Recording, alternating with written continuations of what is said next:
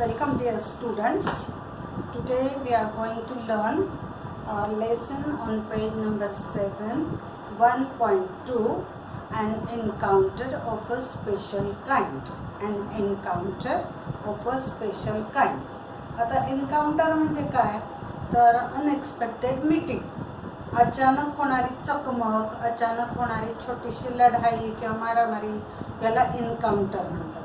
An encounter of a special kind, एका विशिष्ट प्रकारचा हा अचानक झालेला हल्ला किंवा चकमक.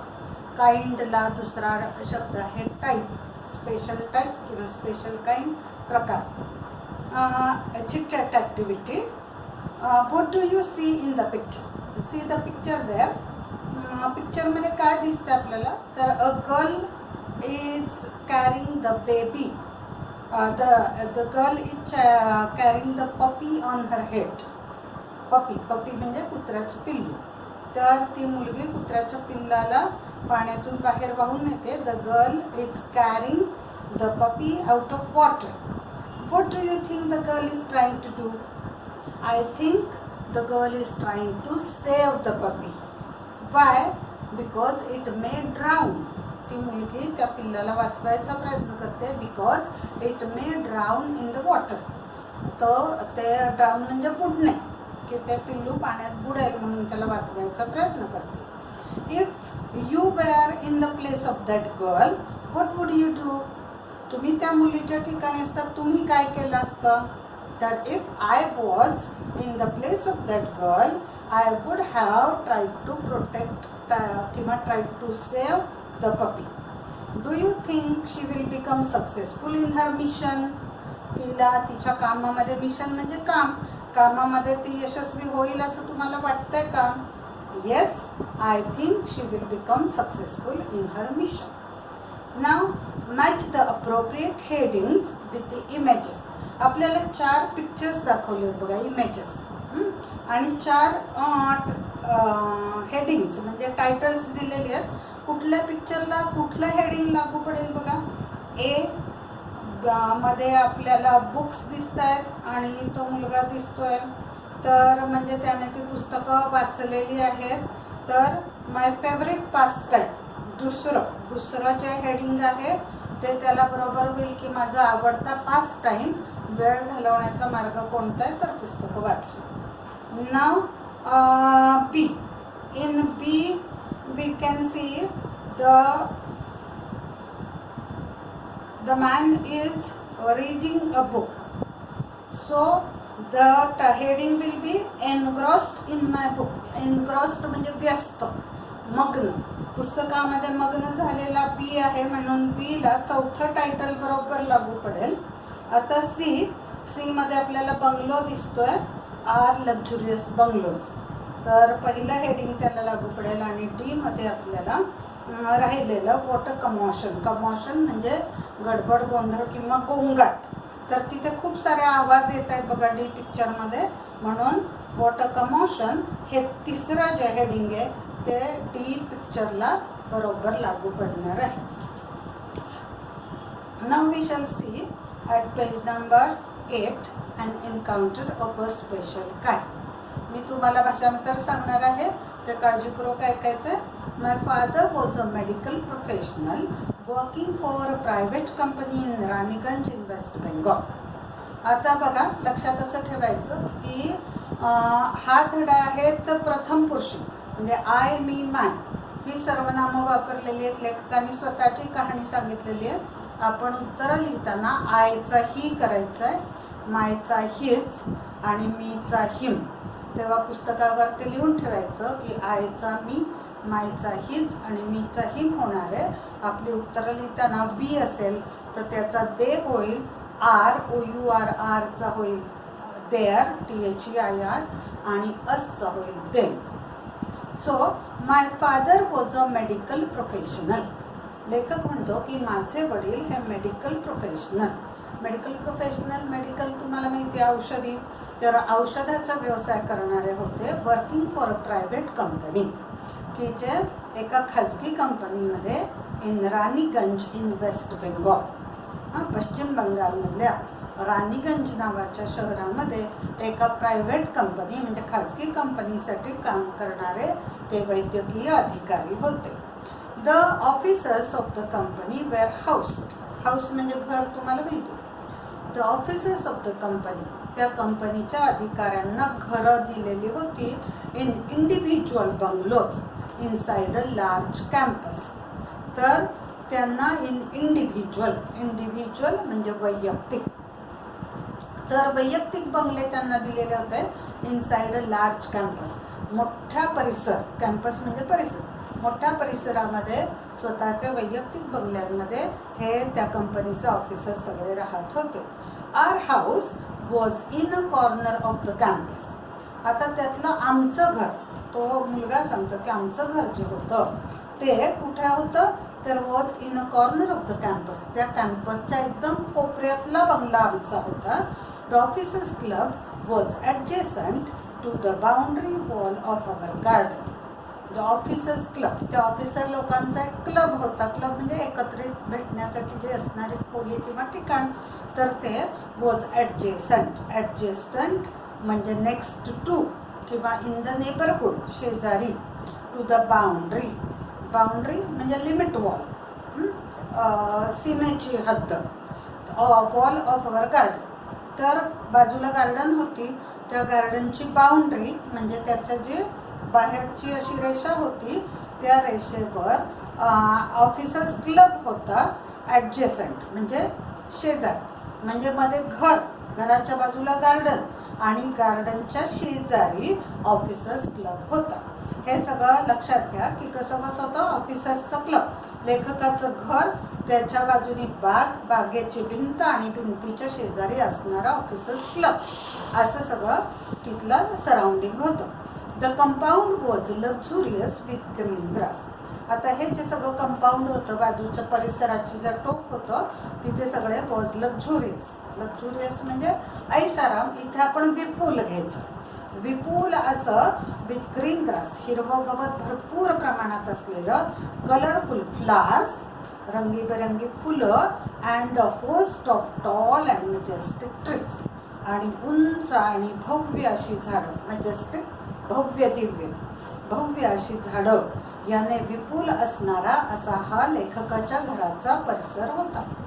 द सीझनल व्हेजिटेबल्स, सीझनल हंगामी, त्या हंगामात येणाऱ्या अशा भाज्या in the kitchen gardens of the households and the magnificent trees constantly attracted squirrels and many species of birds. A group of langurs had even made their den in an ashwatha tree nearby. आता हे मोठं वाक्य लक्षात घ्या.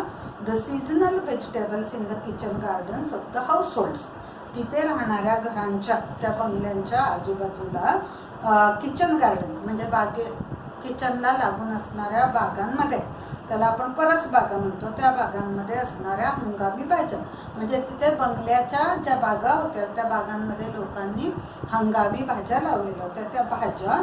And the magnificent trees, magnificent म्हणजे पुन्हा भव्य दिव्य अशी झाडं, कॉन्स्टंटली अट्रॅक्टेड की ती कायम आकर्षित करायची. अट्रॅक्ट म्हणजे आकर्षित करणे. कुणाला बघा, स्क्विरल्स म्हणजे खारी, खारुताई आपण म्हणतो त्या खारी. अँड मेनी स्पीसीज म्हणजे प्रजाती, तर विविध पक्ष्यांच्या प्रजाती, खारी अँड अशा सगळ्यांना या बागा आणि तिथली झाडं आकर्षित करायची. आणि तसंच अ ग्रुप ऑफ लंगूर्स, लंगूर हे एक प्रकारचं माकड आहे, आपल्याला तिथे पिक्चर दाखवलेलं आहे बघा लंगूरचं.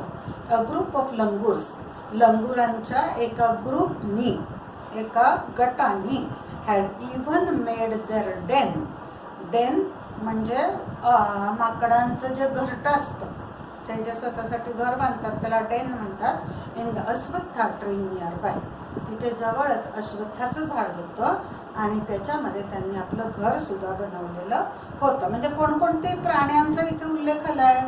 The birds and animals refer to in the passage असं आपल्याला विचारतील, तर कोणकोणते आहेत बघा. Squirrels, many species of birds and langurs, एवढ्या प्राण्यांचा पक्ष्यांचा इथे उल्लेख आलेला आहे.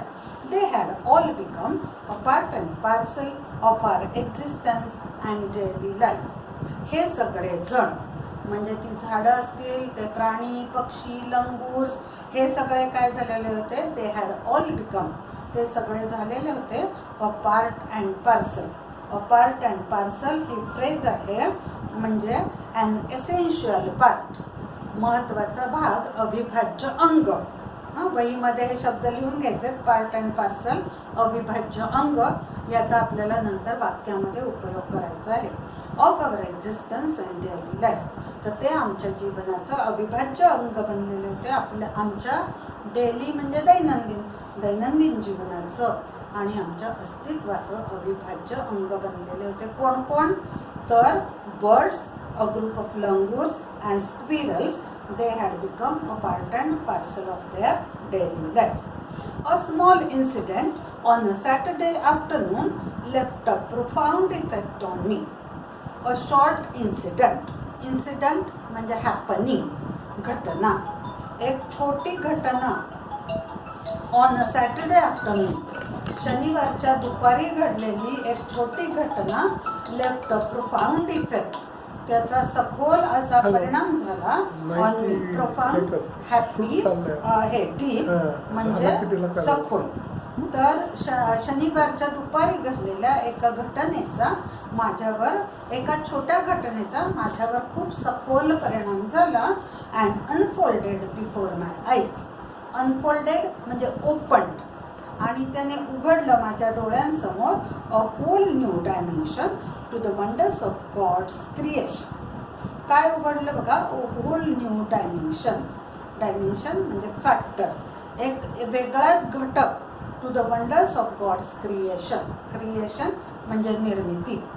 देवाच्या निर्मितीत जे काही चमत्कार झालेले आहेत त्या चमत्काराबद्दल एक नवीच दिशा, डायमेन्शन, दिशा किंवा घटक, एक नवीच दिशा माझ्यापुढे किंवा एक नवा घटक माझ्यापुढे उघड झाला.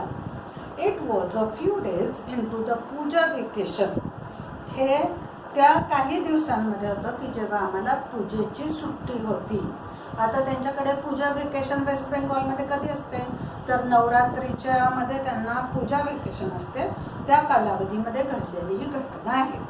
Just like for any other child, जसं इतर मुलांचं असतं त्याचप्रमाणे the holidays provided an opportunity for me. या सुट्ट्यांनी मला दिली, प्रोव्हाइडेड, सप्लाइड किंवा गेव, दिली. अन अपॉर्च्युनिटी म्हणजे चान्स, संधी, मला एक संधी दिली to become engrossed in various magazines. आपण आता मगाशी पिक्चर्स बघितली बघा, त्यात आपण एनग्रॉस शब्द बघितला. एनग्रॉस्ड म्हणजे मग्न, की मला संधी दिली मग्न व्हायची इन व्हेरियस मॅगझिन्स म्हणजे मासिकं, अँड स्टोरी बुक्स आणि गोष्टीची पुस्तकं, published specially for children in the festive season. Festive म्हणजे सण, सणाच्या ऋतूमध्ये, सणाच्या काळामध्ये मुलांनाच अशी पुस्तकं वगैरे वाचण्याची संधी मिळते, तशीच मला नियतकालिकं आणि गोष्टीची पुस्तकं वाचण्याची आणि त्यात मग्न होण्याची संधी या सुट्टीने दिली. आफ्टर अ हार्टी लंच, आता सणाचं हार्टी म्हणजे भरपेट, इथे भरपेट अर्थ की भरपेट जेवण दुपारचं, लंच म्हणजे दुपारचं जेवण. तर असं भरपेट जेवणानंतर my parents and my younger sisters lay down for an afternoon nap. तर माझे आई वडील आणि माझी छोटी बहीण, यंगर म्हणजे छोटी, ज्याच्या अपोजिट एल्डर म्हणजे मोठी, तर माझी छोटी बहीण ले डाऊन, पडले होते for an afternoon nap. Nap म्हणजे लाईट स्लीप, छोटी डुलकी, दुपारची डुलकी काढण्यासाठी म्हणजे छोटी झोप घेण्यासाठी ते सगळे पहुडलेले होते. And I settled down, and I sat with a story book. मग मी एका जागी स्थिरस्थावर झालो एक स्टोरी बुक घेऊन. The quiet afternoon presented the perfect backdrop for reading an adventure story. The quiet afternoon, quiet शांत, त्याच्या अपोजिट नॉईज. तर दुपारच्या शांत अशा त्या दुपारनी प्रेझेंटेड द परफेक्ट बॅकड्रॉप म्हणजे SCENE, सीन, दृश्य. त्याने मला अगदी परफेक्ट असं दृश्य मिळालं for reading and adventure story. Adventure म्हणजे साहस. तर साहस कथा वाचण्यासाठी ही दुपारची वेळ अगदी अनुकूल झाली आणि मी ती स्टोरी वाचू लागली. The silence was occasionally broken. Occasionally अधूनमधून. ही शांतता मधून अधून बिघडत होती. ब्रेक मोडणे, मधून अधून मोडली जात होती by the sound of my family snoring. Snore म्हणजे घोरणे. आई वडील झोपलेले होते, बहीण झोपली होती, त्यांच्या घोरण्याने अधूनमधून शांतता बिघडत होती. The intermittent chirping. इंटरमिटंट म्हणजे फ्रिक्वेंट, वारंवार होणारं. चर्पिंग, चर्पिंग म्हणजे किलबिल. Of house sparrows. घरात चिमण्या चिवचिव करत होत्या, त्यांचे वारंवार चर्पिंग, त्यांच्या चिवचिवीने, किलबिलाटाने. The harsh cawing of a crow. The shrill call of a kite flying high above. The harsh cawing of a crow. आणि कावळ्याचं हार्श म्हणजे कठोर असं, कॉविंग म्हणजे त्याची कावकाव त्यानी. And the shrill call of a kite. आणि कर्कश असं आवाज ऑफ अ काईट. काईट म्हणजे पतंग. Flying high above the ground. किंवा काईट घारीला पण म्हणतात. ती घार उंच आकाशामध्ये कर्कश अशी ओरडत होती. या 4 घटकांनी लेखकाची जी वाचन होतं त्या वाचनामध्ये व्यत्यय येत होता. आपल्याला ॲक्टिव्हिटीमध्ये दिलं जाईल बघा की the writer's reading was interrupted by. रायटरच्या वाचनामध्ये अडथळा आला. कशाचा? 4 घटक आहेत आपल्याकडे. पहिलं कशाचं आलं होता तर the snoring of the family, his family snoring. दुसरं आहे the intermittent chirping of house sparrows. तिसरं आहे the harsh cawing of a crow. आणि चौथं आहे the shrill call of a kite flying high above the ground. असे 4 घटक आहेत की ज्याने लेखकाच्या वाचनामध्ये अडथळा किंवा बिघाड निर्माण होत होता. Minutes ticked by. Ticked by म्हणजे पास्ट, PASSED. अशीच काही मिनटं गेली. I became deeply absorbed in the book. मग मी त्या पुस्तकामध्ये अगदी व्यस्त झालो. ॲब्सॉर्ब्ड, त्याच्यामध्ये अगदी गुंतून गेलो. Suddenly I heard a group of street dogs. आणि मग अचानक काय झालं, मला ऐकू आलं अ ग्रुप ऑफ स्ट्रीट डॉग्स. रस्त्यावरच्या कुत्र्यांचं आवाज ऐकू आला. बार्किंग फ्युरियसली.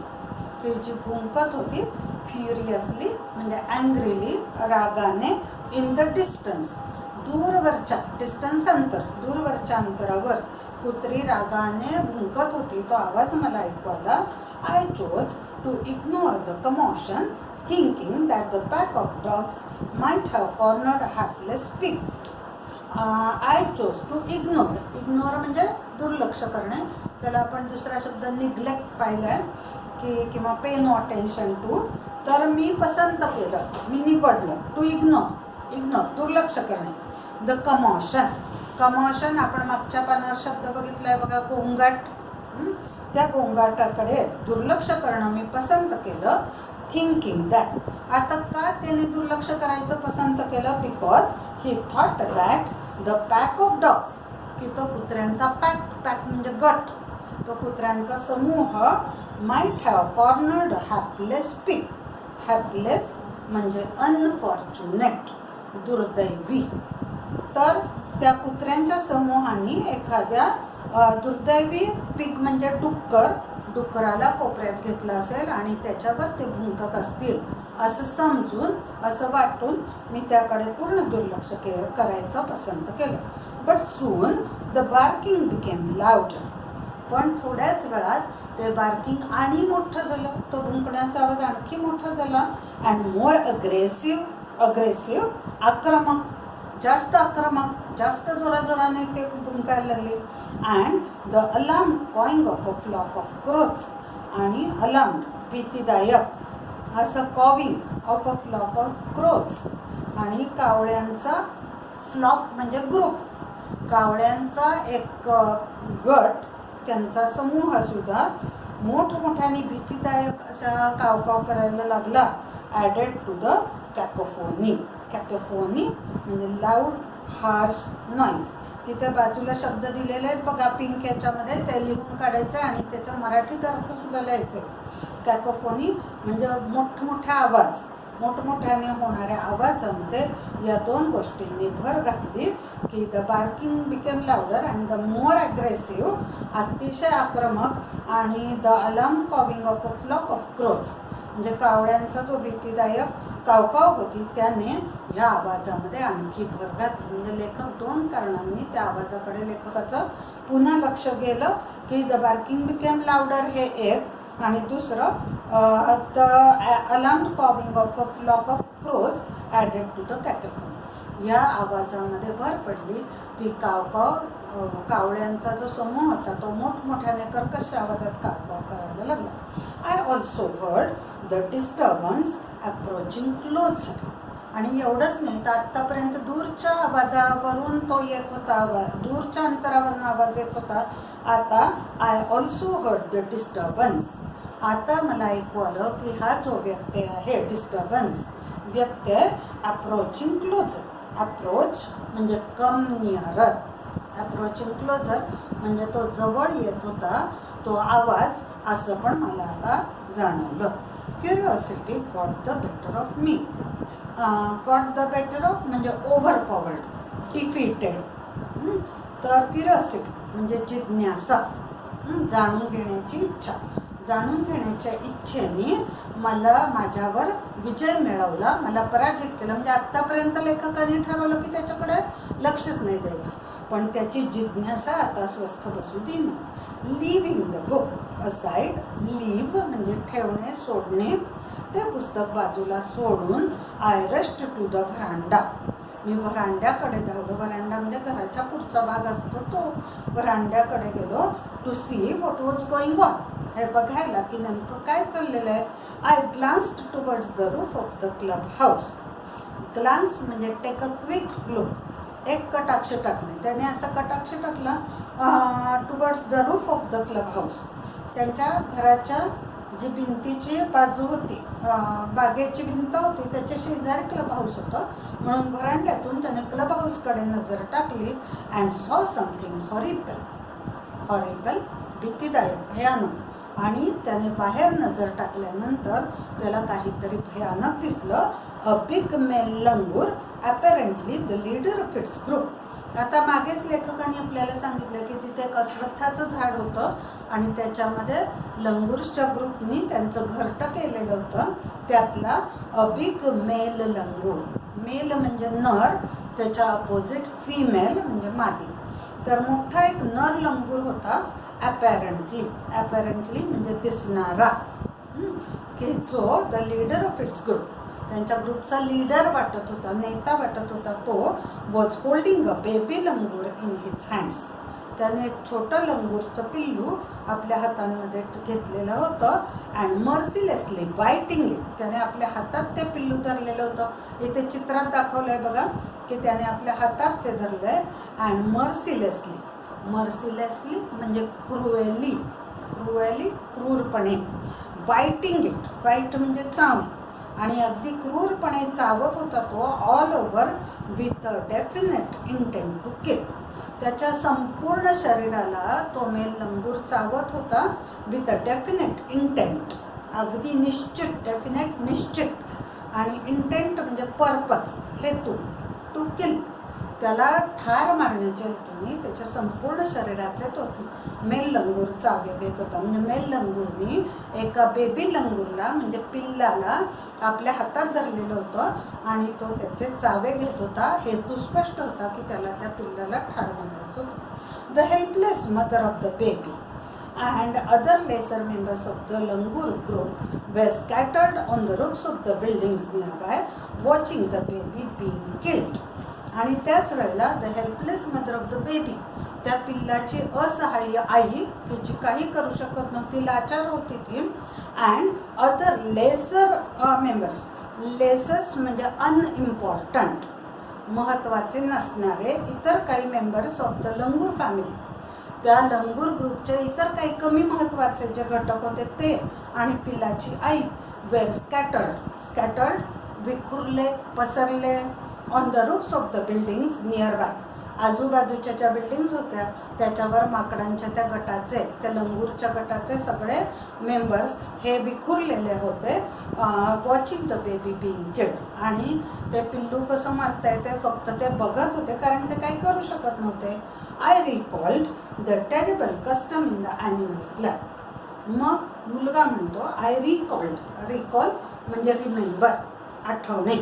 मला आठवली द टेरिबल कस्टम म्हणजे चाल किंवा रीत, एक अतिशय भयानक चाल किंवा रीत आहे इन द ॲनिमल क्लॅन म्हणजे फॅमिली.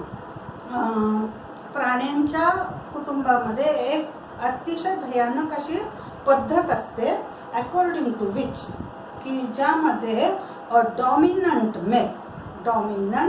म्हणजे प्रमुख असणारा किंवा महत्त्वाचा असणारा असा जो मेल नर असतो, usually does not allow another male baby or adult to survive within its group. की ज्या पद्धतीमध्ये म्हणजे प्राण्यांच्या गटामध्ये अशी पद्धत असते बघा, की एक प्राण्यांचा समूह एकत्र राहतोय तर त्यातला जो प्रमुख नर असतो तो डज नॉट अलाउ, तो सहसा परवानगी देत नाही अनदर मेल बेबी, दुसरं एखादं नर बाळ जर झालं, नर पिल्लू झालं किंवा नर मोठा सदस्य त्या गटामध्ये असेल तर त्याला तो सर्वाईव्ह म्हणजे जगून देणे विदिन इट्स ग्रुप, आपल्या ग्रुपमध्ये तो इतर नराला टिकून देत नाही. मग ते पिल्लू असो, मोठा नर असो, जो सगळ्यात प्रभावी नर असतो, प्रमुख नर असतो गटातला, तो इतर नराला जगू देत नाही. मग त्या मुलाच्या लक्षात आलं की ह्या पिल्लाला तो नर लंगूर का मारतोय ते, विदाउट लुझिंग एनी टाइम. मग आता मुलांनी काय केलं बघा, अजिबात वेळ न दवडता I gathered a stout stout म्हणजे हेवी जड, अ स्टाउट स्टिक म्हणजे काठी, एक जाड काठी, चांगली जड वजनदार काठी इन वन हँड मी एका हातामध्ये घेतली, and hold a piece of stone. Hurl म्हणजे थ्रू फोर्सफुली, हल्ड इथे उजव्या पिंक कलरच्या कॉलममध्ये बघा शब्द दिलेले आहेत, ते वहीमध्ये लिहायचे, ते त्याचे मराठी अर्थ मी सांगताना लक्षात ठेवा, नाहीतर डिक्शनरीमध्ये बघून लिहा. तर त्यांनी काय केलं लेखकांनी की एका हातामध्ये जाड काठी अँड होल्ड घेतली, and hold a piece of stone, आणि वेगाने फेकला, जोराने फेकला अ पीस ऑफ स्टोन, एक दगड, ॲट द मॅरॉडिंग लंगूर. मॅरॉडिंग म्हणजे हल्लेखोर. तर हल्लेखोर लंगूरकडे एक वेगाने असं दगड, त्याने जोरदार दगड फेकला. The langur was so infuriated. आता हा लंगूर होता तो इतका इन्फ्युरिएटेड म्हणजे मेड अँग्री, तो इतका चिडला, इतका रागावला, दॅट इट हार्डली टूक any notice of my assault, की त्याने अजिबात, टेक नोटीस म्हणजे लक्षात घेणे, त्याने अजिबात लक्ष दिलं नाही ऑफ माय असॉल्ट म्हणजे अटॅक, हल्ला, मी जो दगडाने हल्ला केला होता त्याच्याकडे त्याने अजिबात लक्ष दिलं नाही. But then I started throwing more stones. पण मग मुलांनी काय केलं, आणखी दगड फेकायला सुरुवात केली. The dogs on their part raised their pitch of cry. आणि कुत्र्यांनी पण त्यांची भूमिका बजावली. त्यांनी काय केलं, रेस्ट वाढवला, देअर पिच ऑफ क्राय त्यांच्या ओरडण्याचा आवाज, पिच म्हणजे आवाज, त्यांच्या आवाजाची पातळी त्यांनी वाढवली, ते जोरात भुंकायला लागले. म्हणजे लेखकांनी काय काय केलं बघा, एका हातामध्ये stout stick, he gathered a stout stick in one hand and hold a piece of stone at the marauding langur. आणि दुसरं त्याने केलं की he started throwing more stones, आणखी दगड त्याच्यावर फेकायला सुरुवात केली, आणि कुत्र्यांनी पण त्याला साथ दिली. दे स्टार्टेड बार्किंग मोर लाऊडली, आणखी मोठ्याने भुंकायला त्यांनी सुरुवात केली. द चेंज्ड सर्कमस्टान्सेस म्हणजे कंडिशन्स, या बदललेल्या परिस्थिती and the sudden unexpected attack from unknown quarters, आणि अनएक्सपेक्टेड अनपेक्षित आणि दुसऱ्या क्वार्टर्समधून म्हणजे दुसऱ्या घरांमधून झालेला हा अनपेक्षित हल्ला फोर्स द लंगूर, त्यामुळे त्या लंगूरला भाग पडलं the langur to drop the baby, त्या पिल्लाला सोडणं from the sloping roof over the veranda. Sloping म्हणजे असं उतरतं, त्या उतरत्या छपरावरनं इतका त्याच्यावर दगडांचा हल्ला झाला की त्या लंगूरनी त्या पिल्लाला सोडून दिलं आणि ते छप्पर असं उतरतं होतं आणि ते व्हरांड्याचं छप्पर होतं त्याच्यावरनं त्याने त्या बेबीला सोडून दिलं. The baby was listless and appeared to be dead. Listless म्हणजे विदाऊट एनी एनर्जी, म्हणजे ताकदहीन, ताकद नसलेलं, निश्चित पडलेलं असं ते baby. And appear to be dead, आणि जणू काही मेल्यासारखं ते निश्चित पडलेलं होतं. As its body started to slide down the excitement of the pack of dogs grew manifold at the prospect of a good kill and meal. आतापर्यंत ती कुत्री त्या मोठ्या लंगूरवर भुंकत होती, पण जसं त्या पिल्लाची बॉडी, त्याचं शरीर स्टार्टेड टू स्लाइड डाऊन म्हणजे घसरणे, ते जसं त्या छपरावरनं घसरायला लागलं तसं त्या कुत्र्यांची एक्साइटमेंट वाढली. मॅनीफोल्ड मोर अँड मोर, आणखी वाढायला लागली, कारण त्यांना त्याच्यामध्ये काय दिसलं बघा, ॲट द प्रॉस्पेक्ट म्हणजे फ्युचर बेनिफिट. त्यांना त्यात फायदा दिसला of a good kill and meal, की या पिल्लाला मस्त मारून आपण मील म्हणजे आपलं जेवण भागेल असं त्यांना वाटलं. म्हणून कुत्री आता त्या पिल्लाच्या दिशेने निघाली. मग आता मुलांनी काय केलं,